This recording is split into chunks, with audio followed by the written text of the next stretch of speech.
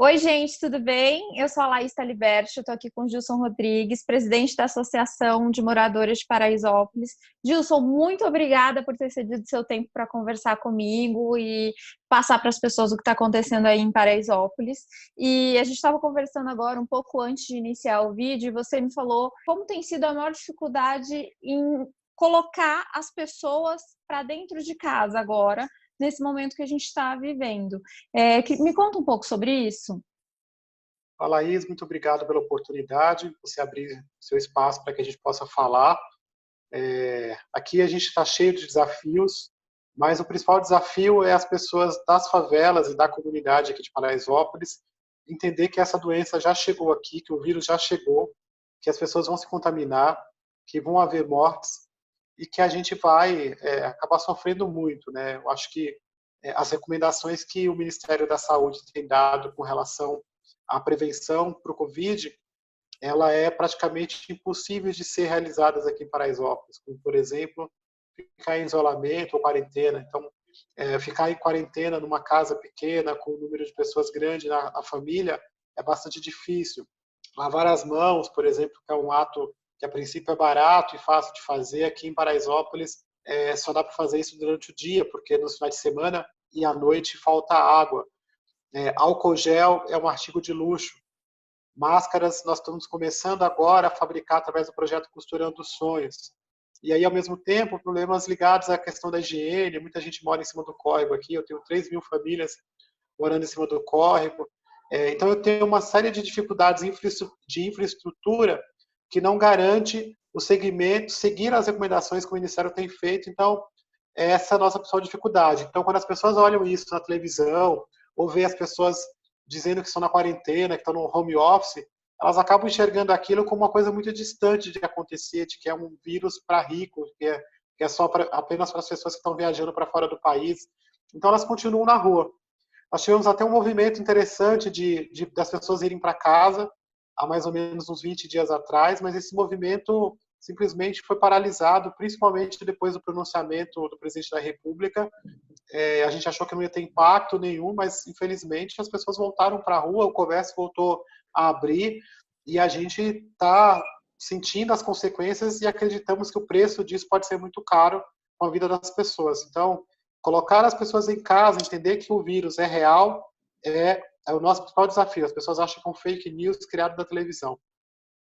É porque o presidente, independente das pessoas terem votado ou não nele, o presidente é uma figura muito forte, muito emblemática, né?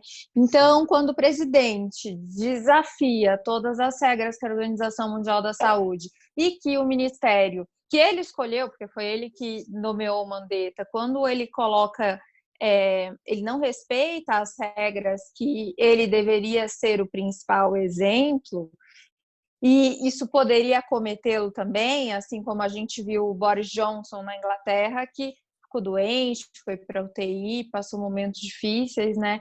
Eu acho que isso influencia todo mundo. Então, você nesse núcleo que a gente está falando, que é Paraisópolis, você deve estar sentindo isso de uma maneira muito grave, né? E os problemas que você falou, Gilson, que são os problemas de saneamento básico, a falta de água nos finais de semana e à noite, já são problemas graves, né? E que eles existiam antes do corona, mas que quando você não tem uma necessidade muito grande falando alto para os governantes, eu acho que eles acabam deixando essas demandas de lado, né?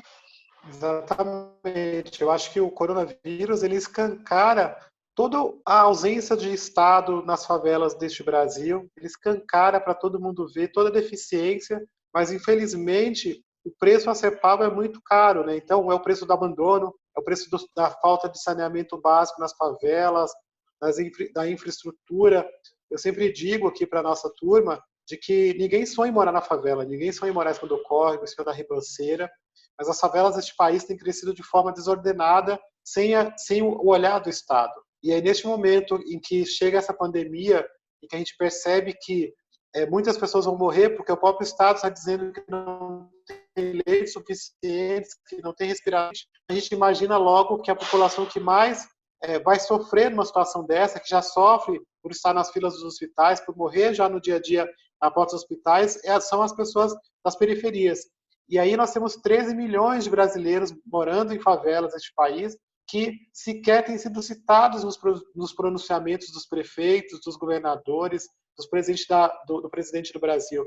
É como se a favela não existisse, é como se 13 milhões de brasileiros não fossem dessa nação.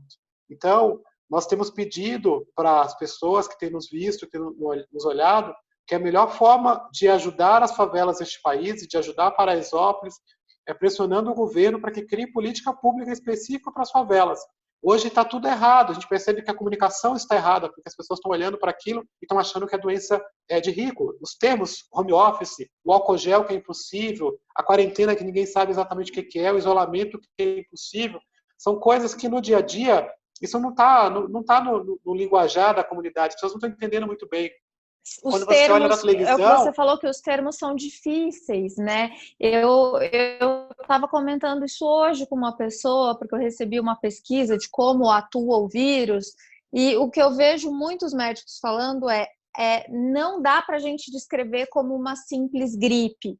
E quando você fala a palavra gripe, eu não sou médica, não tenho como falar sobre isso com propriedade, mas a palavra gripe é de uma simplicidade que tá tudo bem, eu não vou morrer, não vai acontecer nada. Pega, ninguém morre, né? Então eu acho que a forma como o vírus foi descrito, só nessa ligação, é uma gripezinha, já torna as coisas mais complicadas. E o brasileiro tem por si só, principalmente os homens, essa coisa de ir pouco ao médico, achar que é forte, aquela coisa toda. Então, associou-se uma gripezinha. Se você tiver forte, se você tiver uma boa imunidade, não vai acontecer nada. Então, é uma tragédia, né? Eu acho que é uma falta, é uma irresponsabilidade que tem acontecido com o país, de que mesmo as pessoas fortes, está circulando o vírus por aí e contaminando os nossos idosos, as pessoas mais doentes. Então, é um sofrimento muito grande que está por vir. E nós estamos aqui em Paraisópolis montando uma operação literalmente de guerra, né? Temos uma estrutura para que a gente possa se ajudar, tendo em vista que a política pública não vai chegar. Então, estamos criando a nossa própria política pública aqui. Eu acho que vocês hoje são um exemplo para o mundo inteiro. A gente tem que resolver os problemas do nosso país, mas tem outros países também que sofrem gravemente com questões de saneamento básico e de falta de políticas para as favelas, por exemplo, a Índia, né? E que está sofrendo com corona também. E eu acho que, especificamente, vocês, em Paraisópolis, têm sido um grande exemplo do que fazer, porque, infelizmente, como o nosso governo não faz, como a prefeitura não foi capaz de olhar com mais cuidado para Paraisópolis, vocês tiveram que fazer por si próprios, né? Você pode me contar um pouquinho do que você está fazendo para atender as demandas da população? A prefeitura conseguiu ajudar vocês de alguma maneira, olhar para a favela nesse momento? Olha, todas as iniciativas, nós temos algumas iniciativas que estão sendo feitas aqui. Todas as iniciativas que temos feito, ela tem sido feita através do apoio da sociedade civil. A comunidade tem se mobilizado, dos nossos vizinhos, de empresários e tal. Muito pouco a participação do poder público, que continua ignorando o fato das favelas existirem e de pensar numa ação efetivamente eficiente, rápida, para poder proteger esta população. Aqui em Paraisópolis, nós temos criado uma rede de solidariedade, que inclusive essa rede de solidariedade tem se espalhado pelo Brasil. Nós estamos com 361 comunidades replicando esse modelo, que é uma rede em que a cada 50 casas, nós temos um presidente de rua, é um morador voluntário, vizinho a essas 50 casas, que assume algumas responsabilidades de cuidar desses seus vizinhos. O primeiro passo que ele faz é encontrar um vice-presidente, que é um morador entre essas 50 casas, que possa apoiá-lo nesse trabalho, para que, inclusive, prevenir se acontecer o fato de ele ficar doente ou alguém da família que precisa ajudar. Alguém para substituí-lo. Alguém possa substituí-lo. E aí, nessa primeira função que ele também tem o papel de ajudar no processo de construção para que essa família fique em casa. A segunda responsabilidade desse presidente é ajudar na distribuição dos materiais de doações, cestas básicas, do que a gente conseguir para a comunidade. um presidente cuidando de 50 casas, é fácil levar esses mantimentos para essas famílias sem gerar aglomeração. Então, a gente tem feito um trabalho porta a porta. Isso tem sido muito importante para fazer com que as pessoas fiquem em casa. Então, se a pessoa quiser receber, ela tem que ficar em casa. Então, isso tem funcionado bastante. A terceira coisa Nossa, isso eu não sabia que vocês estavam com essa política. Se você ficar em casa, eu levo a doação, porque é uma forma de convencimento, né? Exatamente, exatamente. Porque a tendência aqui, geralmente, as ações que acontecem aqui sempre foram assim, sempre um ponto de distribuição e vira aquela coisa, aquelas longas filas. A gente não tem feito isso. Aguarde na sua casa, seu presidente de rua te cadastra, você ganha um selinho na sua porta e aí a pessoa vai levar a partir das necessidades que forem apresentadas ou de doações que foram chegadas. A terceira responsabilidade para a gente é a mais importante, porque acionar o socorro, que era essa responsabilidade. Então, nós temos aqui em Paraisópolis, nós contratamos 3 ambulâncias, essas ambulâncias ficam 24 horas, nós temos 7 profissionais, 2 médicos, 3 enfermeiros e 2 socorristas, que ficam aqui de plantão, acionando esse chamado dos presidentes de rua, que monitora essas 50 famílias através de um grupo de WhatsApp. Apresentando algum sintoma, a ambulância é acionada e levada até a casa dessas pessoas. A gente decidiu fazer essa contratação, que nos custa caro, custa R$5.000 para manter essas ambulâncias profissionais aqui por dia. Mas nós entendemos que o socorro rápido é importante porque vai salvar vidas, tendo em vista que o serviço do SAMU, que é um serviço universal, para o brasileiro, não chega nas favelas e não chega em Paraisópolis. Então, se a gente tiver que contar com o SAMU para salvar vidas aqui, é praticamente contar com a morte. Então, nós precisamos Paraisópolis é enorme, né? Então, as pessoas podem, para quem não conhece, eu tenho uma audiência que não é só de São Paulo, então só estou citando isso, mas Paraisópolis é gigante. Então, você falando de 3, é um número totalmente plausível para o tamanho da comunidade que a gente tem. Você tem... Neste exato momento, as 3 ambulâncias estão sendo usadas. Nós tivemos 3 chamados Sério? agora, e à noite ela começa a estourar. Então, eu não sei por que exatamente, mas no período noturno nós temos muitos chamados. Essa madrugada e esses chamados têm sido mais com suspeita de corona ou com relação a outras coisas também? Nós temos chamados com relação a outros sintomas, mas os principais chamados são ligados a sintomas relacionados ao Covid-19. Então, também tem uma coisa também do morador estar numa piração. A gente fala assim, às vezes a pessoa tem os sintomas, mas não está sentindo, não é nada. Então, a cabeça das pessoas está começando a surtar. Nós temos, inclusive, casos de surtos. A gente tem que socorrer a pessoa por conta da doença, que está ouvindo muita coisa, está vendo muita televisão. As pessoas estão começando a ficar doentes mentalmente. Essa situação é preocupante e tende a se agravar no próximo período. A gente está muito preocupado com essa situação. Então, porque é difícil diferenciar sem que você tenha um exame, né?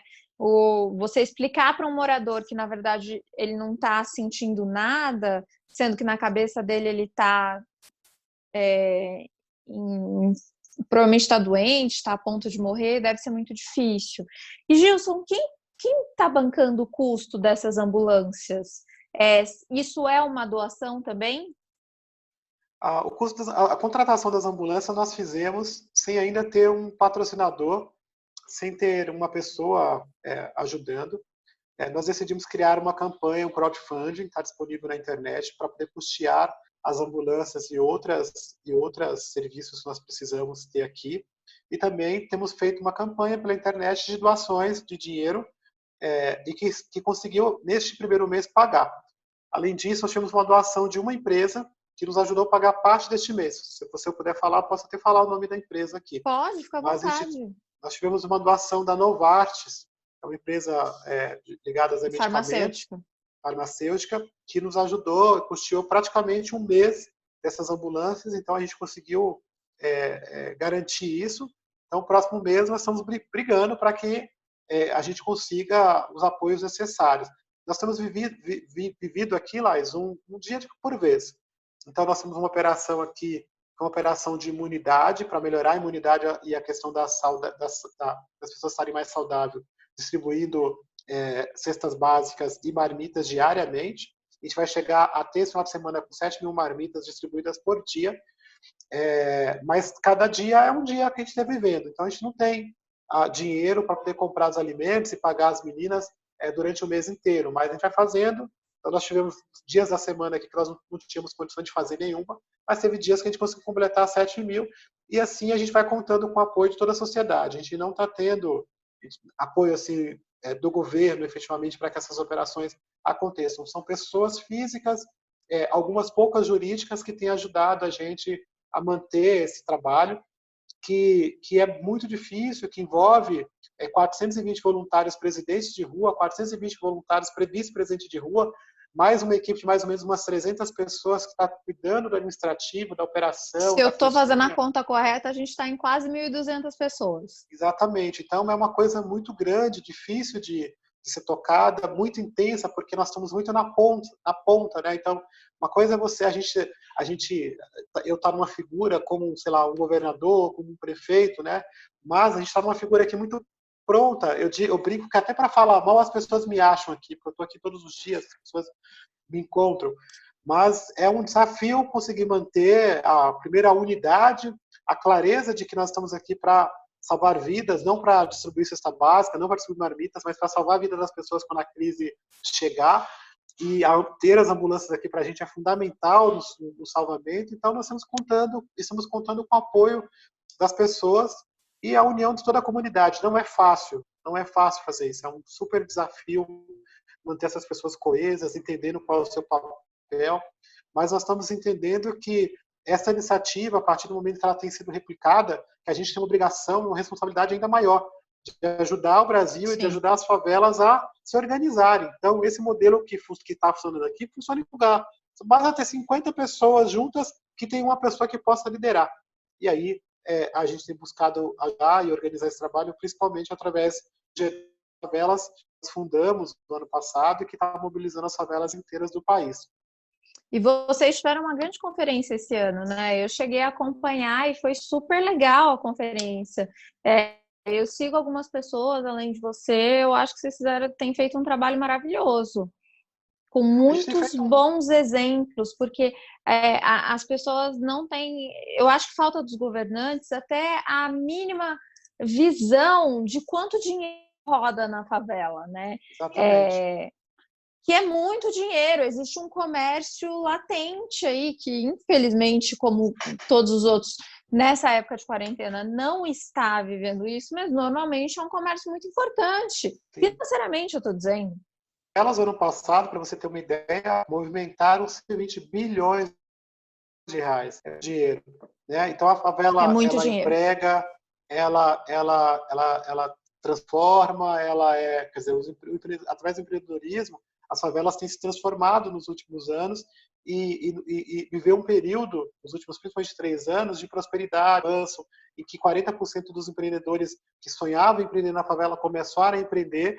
E aí acontece essa situação, que a gente chama de super projeção para 2020, de ser um ano ainda melhor do PIB do Brasil, e aí acontece esse problema, o que impacta ainda mais a questão da economia, do desemprego. Então, se o desemprego estava grande no país, com essa situação do Covid, com as favelas que estavam prosperando e gerando oportunidades de emprego, ela fica ainda mais grave para a favela. Em Paraisópolis, por exemplo, nós temos 14 mil pontos comerciais que emprega 21% da população que trabalha. Então, esse comércio sendo fechado, quer dizer, além da situação de desemprego no país, tem o desemprego da favela, que é uma coisa impressionante que vai acontecer. Então, nós temos que criar uma política específica também para os comércios, para os negócios das favelas, que representam 120 bilhões. É muita coisa. É muita coisa. É muita coisa mesmo. A gente criou, para você ter uma ideia, como teve esse movimento das demissões, nós criamos algumas iniciativas para reforçar o comércio local. Uma delas, por exemplo, quando as pessoas têm nos buscado para pedir, querer doar cesta básica, material de higiene, nós temos pedido para comprar no nosso comércio local. Então, isso para a gente é uma coisa importante, porque segura, ajuda a reforçar os supermercados, o sacolão, as pequenas vendas. Isso tem nos ajudado também. Que segura empregos, que é uma cadeia, exatamente, né? Exatamente.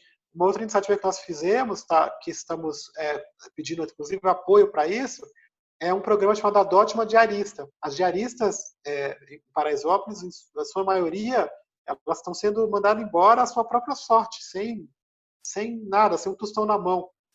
Então, nós fizemos um chamamento, nós tivemos 802 pessoas inscritas para serem adotadas, já conseguimos adotar 150 diaristas e estão precisando do apoio.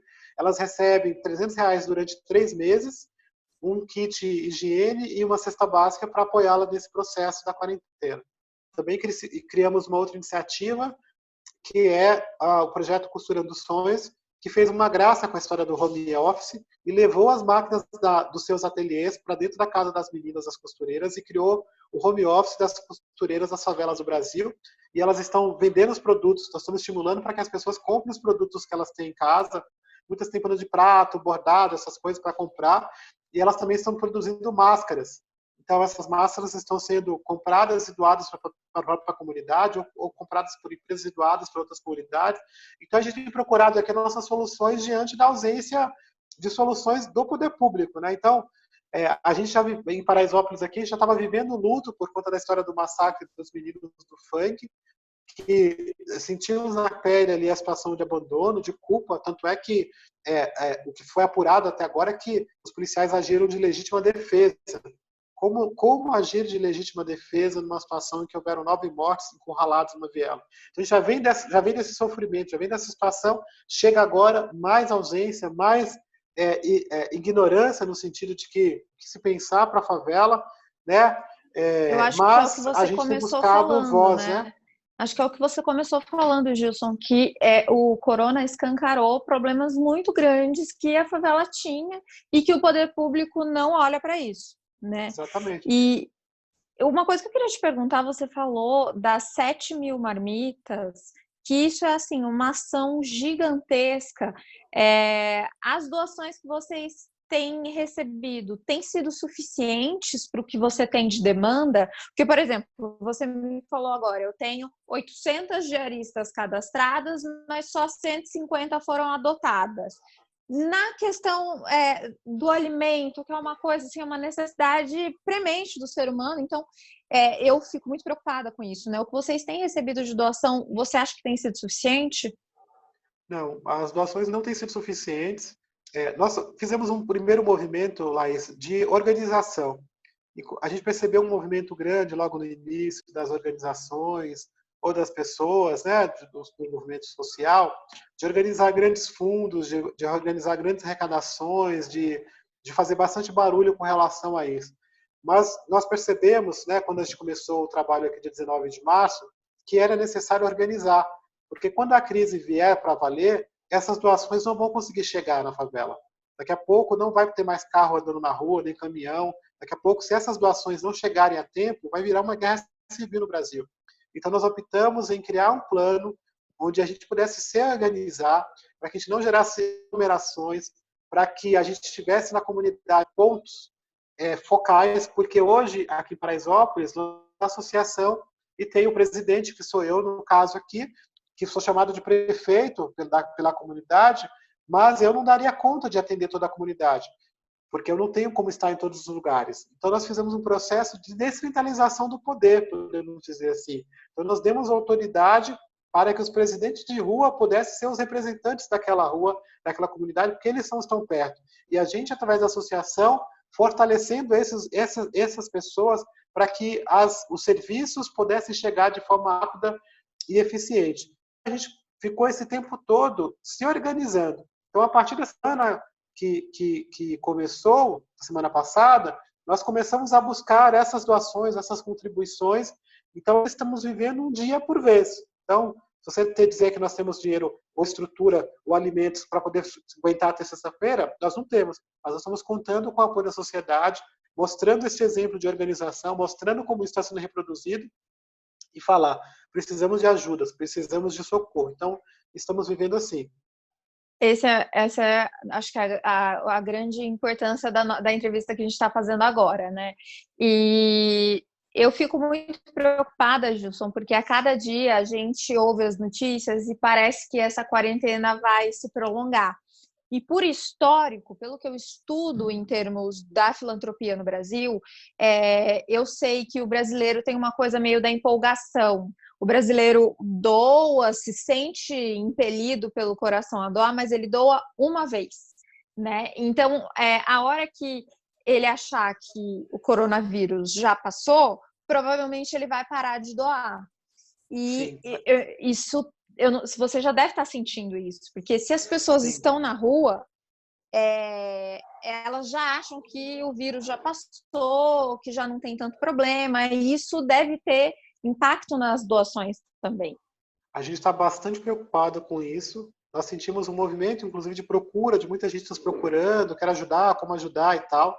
Esse movimento já diminuiu essa semana. Então, hoje está começando a semana e a gente sentiu assim que hoje foram menos ligações, foram menos procura, começa-se a diminuir aquela tensão que estava, celular que não parava, de gente buscando informação. Isso já não aconteceu hoje. Então, começa a se diminuir. Só que, ao mesmo tempo, a gente tem que manter isso funcionando, porque a crise ela está aqui, mas ela não foi sentida pela maioria da população. Quando começar a morrer os rostos, as caras conhecidas, quando a situação começar a se agravar para valer, a gente vai precisar do apoio para conter essa população, para manter essa população em casa, tendo acesso aos serviços básicos, às condições básicas de alimentação, por exemplo. Então, a gente está bastante preocupado. Um outro serviço que nós estamos montando aqui é um serviço que é uma casa de isolamento, que é um alojamento, que vai atender 500 pessoas. Nós montamos isso em 2 escolas aqui em Paraisópolis, e a gente precisa manter essa casa durante 3 meses com 500 pessoas. Então, tem que alimentar essas pessoas, tem água, tem quer dizer, o conjunto do serviço como uma pessoa estivesse dentro de uma casa. Então, nós temos receio de daqui a pouco todo mundo já ter feito a sua parte, né, e achar que está tudo bem, tipo aquela coisa que dá uma cesta básica do Natal e acabou, fez a grande missão do ano seguinte. Um pouco a cultura do brasileiro, né? Exato, a gente vai precisar muito de apoio e da sociedade para que a gente consiga manter isso funcionando e que a gente não vire o caos. Nossa grande preocupação aqui em Paraisópolis é não viver uma situação de caos social e de que a gente daqui a pouco não seja acusado como vilão na região, como o proliferador do vírus, ou coisas do tipo. A gente está buscando nos prevenir, nos precaver, buscando também nos salvar. Gilson, a gente tem uma questão muito difícil de subnotificação dos casos. Então, assim, eu vou te fazer uma pergunta que eu não sei se você pode me responder. Você tem um número assim, nós temos 10 contaminados, nós temos 1 contaminado, porque assim, eu imagino que talvez você tenha possibilidades, mas você não tem o resultado desses exames, né? Então, aqui em Paraisópolis, nós conseguimos identificar 15 casos positivos. Esses 15 casos positivos são de pessoas que nos procuraram através do presidente de rua. Essas pessoas têm laudo, têm o teste tanto do governo, do serviço público, quanto do particular. Então, nós temos uma parte desses que procuraram, que foram atendidos pela ambulância, e outra parte que me procuraram diretamente pedindo ajuda para se manter na quarentena. Nós tivemos 9 mortos suspeitos aqui em Paraisópolis, que estão aguardando os exames. E nós temos dezenas de pessoas que estão com sintomas e que estão aguardando resultados do exame, ou que não fizeram o exame e foram mandados direto para a quarentena e tem que ficar lá. Então, é uma situação bastante grave. A gente tem números alarmantes, né? Já são números bastante altos, números preocupantes para a gente, mas nós estamos entendendo que, devido à situação, a situação vai ficar bastante grave. A gente está se preparando aqui para uma situação pior. Nós temos, para você ter uma ideia, identificados pelo Programa Saúde da Família, 8.000 pessoas que são doentes crônicos ou pessoas acima de 60 anos, identificados pelo Programa Saúde da Família. Esse número tende a ser maior, porque tem áreas aqui, como a região do Grotão, que são áreas novas de ocupação, que não tem o serviço, não tem o atendimento. Então, a gente tem um grupo de risco muito alto. Nem vocês conseguem chegar, né? A gente consegue chegar porque nós somos a própria população, estamos mais próximos, né? Então, de alguma forma, as pessoas nos enxergam como um serviço próximo para ser alcançado. Então, pelos presidentes de rua, a gente consegue alcançar todo mundo, porque nós temos 420 presidentes de rua, 50 casas, 21 domicílios no total. Então, a gente chega nessas pessoas. Mas, ainda assim, tem muita gente que pode estar contaminado, que está com resultado e que não conta para ninguém, que tem medo, né? Hoje em dia, nossa, mas aí você está falando de um problema muito grave. Tem medo de sofrer... Preconceito, né? Preconceito, desculpa, eu tinha me fugido da Exatamente. palavra. A pessoa Preconceito. tem medo do preconceito. Tem muita gente que tá. Tem gente que sabe, que a gente sabe e que ele conta pra gente, mas que os vizinhos não sabem e tal. Então é bem diferente. Hoje parece que quando descobre uma pessoa com vírus, parece que vai matar todo mundo na rua. Então tem muito medo. As pessoas estão com muito medo, mas também não saem da rua. É um desafio complicado, né? É como se ele estivesse aqui, mas que ninguém estivesse vendo. Que é o Nossa, fato, é né? muito As pessoas não veem complicado o isso. vírus. Só vê quando começam a morrer as pessoas. As pessoas não veem o vírus nunca, né? Inclusive, essa é a maior dificuldade nas campanhas de conscientização e prevenção da AIDS. Justamente, eles falam justamente disso. Quando você olha para uma pessoa, qualquer pessoa pode ter o vírus. Sim, Por mais rica, por mais pobre, mulher, homem, não importa a orientação sexual, não importa várias coisas, né? Na verdade, o vírus sendo agente humanos, todos nós estamos sujeitos a pegar o é. vírus, e isso acontece com corona, e você levantou agora essa questão justamente do preconceito, que eu confesso que era uma questão que eu não tinha pensado. Eu queria que você ensinasse como as pessoas que estão nos assistindo podem doar. Sim, acho que a principal forma, eu sempre tenho dito que além da doação específica, é a forma de ajudar as comunidades. É pressionando o governo para fazer política pública. O maior provedor de política pública neste país são os governos. Então, é inadmissível que a gente vá para nossa casa, que a gente possa ir para o nosso home office, usar nossa máscara e o álcool gel, e milhões de brasileiros estão na rua sem acesso à água, sem acesso à alimentação, sem acesso a coisas básicas para poder fazer a quarentena. Então, pressione o governo, nos ajude a dar voz, a falar que a gente existe, que existem 13 milhões de brasileiros que precisam de ajuda. Essa é a principal ajuda que a gente precisa. A segunda ajuda é a estrutura. Precisamos de alimentos, precisamos de dinheiro, precisamos pagar as ambulâncias, precisamos chegar isso de uma forma rápida. Então, nós temos o @G10 das favelas. As pessoas podem entrar lá no G10 das favelas e nos procurar de contato, ou entrar no Facebook de Paraisópolis, ou entrar no meu Instagram, no Facebook, também no meu Facebook. Entre em contato lá e vai nos encontrar. Depois eu vou passar o link e você pode colocar aí, e as pessoas Vou podem me colocar chamar o link, diretamente, sim, quiserem lógico. ajudar e quiser apoiar. Também, se você quiser colocar as vaquinhas que nós temos feito também para apoiar tanto a Eu dialista queria, eu quanto a queria costura colocar do todas as sonho. formas, como as vaquinhas, porque é uma forma super rápida, né? Eu Sim. não. Talvez contas, não sei se vocês têm uma Tem conta contas também, específica, sim. né? Podemos passar, então eu te passo tudo e aí a pessoa, se precisar, pode me acionar também. Eu tenho atendido as pessoas. A gente tem números do mundo inteiro que mostram um grande aumento dos casos de violência doméstica contra as mulheres nessa quarentena.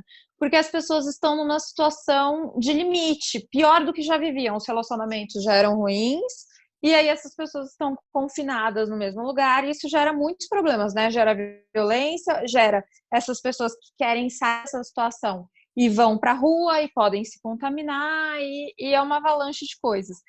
Vocês têm notado um aumento desses casos de violência doméstica em Paraisópolis? Sim, eu tenho notado bastante, percebendo isso na comunidade, e também tem aumentado bastante o pedido de ajuda com relação a essa situação. Nós temos aqui as meninas dos Mãos de Maria, que é organizado pela Elisandra, que é presidente da Associação das Mulheres, junto com a Juliana Oliveira, e elas têm recebido bastante pedido de socorro. A gente tem discutido isso também nas nossas reuniões. É difícil porque, principalmente nessa situação, a gente tem trabalhado muito na questão da autonomia e autonomia financeira. Para poder ter direito de se libertar, tem que ter dinheiro no bolso, né?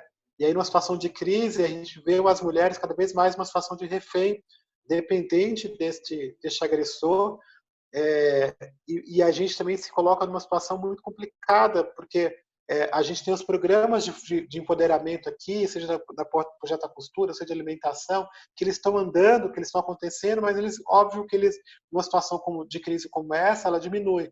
A gente percebe também que o serviço de assistência ele está bastante prejudicado nesse momento, porque tem uma demanda muito grande acontecendo. Mesmo um caso que aconteceu com um jovem, que não tem nada a ver com a questão da mulher, mas Nós estamos tentando abrigar um jovem aqui de Paraisópolis já faz uns 3 dias. Todo dia o serviço fala que vem e não chega. Então, para a mulher é a mesma coisa. Então, ela já vive no seu dia a dia essa situação de agressão, a situação em que ela, às vezes vai para a delegacia e chega lá, é tratada como vagabunda. Mesmo aqui na comunidade, você tem uma questão de uma população ser uma população nordestina, né? 85% da população são nordestinos ou filhos nordestinos, tem uma coisa dessa coisa do machismo muito na cultura.